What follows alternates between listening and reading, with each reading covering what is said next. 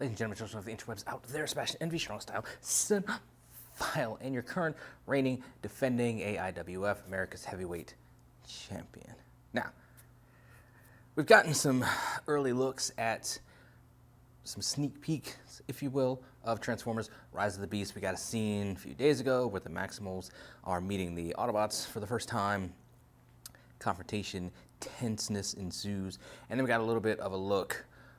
Today, I believe, they dropped a video giving us a little bit more of a look at Mirage, who's voiced by Pete Davidson, and a little bit about some of the main characters in this movie. So let's geek about that for a scant few minutes. Now, first off, dealing with the scene with the Autobots encounter the Maximals. It starts with Optimus Primal coming out, and he's confronting the humans, saying why they're looking for the key, I believe he said. And then the various Autobots kind of drop in. You have Mirage come in, and then Cheetor pounces on him. Prime confronts Primal. Wheeljack comes in, and Rhinox hits him. And then I believe RC pops in as well. And then it's a tense moment. Some people I'd seen on message board were speculating that Air-Razor is not there, voiced by the great Michelle Yeoh, and speculating that she would be the one that comes in and kind of breaks up the tense moment or what have you. A couple things I like that scene because I like how Optimus Primal looked. I like Optimus Prime coming in there. What I did not like is Wheeljack, because this movie's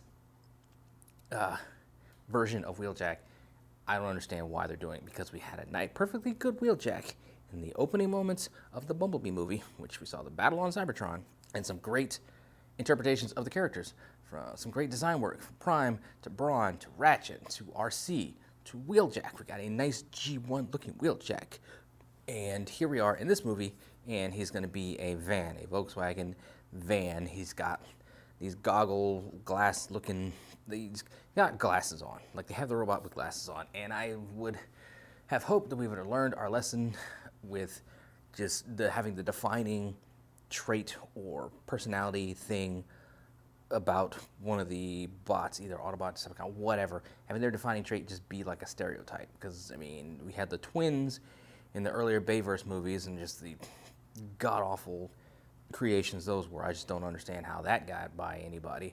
But now we have, because they were just horrible, like racist tropes, stereotypical like tropes. It just terrible idea. And yet we're gonna go with the nerd stereotype and trope with Wheeljack, where, because in the scene, Rhinox comes up from behind him, knocks him on his ass, and then you see him getting up, and he's like adjusting the glasses on his face. So clearly he's going to be like this nerd character in this movie, and I'm just like, why? Like, there's plenty that you can do with Wheeljack without reducing him to just some four-eyed jokes or nerd jokes or what have you. So that makes me question some of the logic of the film. I don't know, whatever.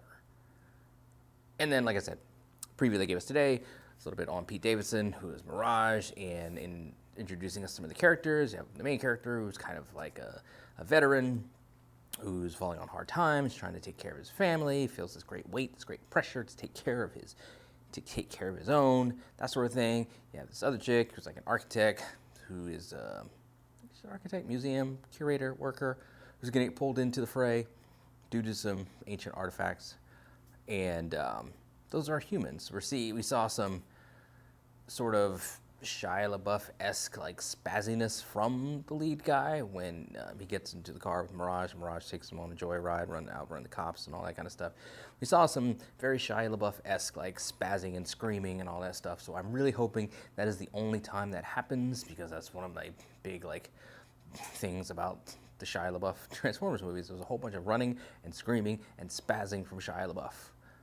I've seen some, I think it was on maybe a Reddit forum saying, or maybe, no, it was a YouTube video. I didn't click on it because I thought it was stupid, but it said the 2007 Transformers movie still holds up, and I'm assuming it's like a 10-minute video explaining why it still holds up. I think that's a ridiculous claim because I don't think it holds up, but that's just me. I never liked the Bayverse movies for the overwhelming focus and screen time on the humans that we don't care about, and not even so much just on the humans. It was just the stupid the stupid potty humor and jokes and all that kind of stuff that we got with the human characters, like the whole bathroom thing with Kim Jong in the third one. But that whole thing, it's like, really? It's a big budget, nice Transformers movie, and we have to have bathroom humor. It's totally unnecessary to me, and I'm hoping that, like I said, this brief little bit, when he first gets in the car with Mirage, he's running from the cops, I'm hoping that is the only screamy, spazzy sort of stuff we get from the characters, from the human characters in this movie. If not, then it's like, have we not learned our lessons from the Bayverse movies? Just because it's the Transformers, it's a movie franchise based on a toy line. It's made essentially to sell toys. Like, we can still do good movie things for this movie about toys. Like, we can still do the good movies things. So hopefully, crossing fingers, toes, that we're doing good movie things when it drops on June 9th.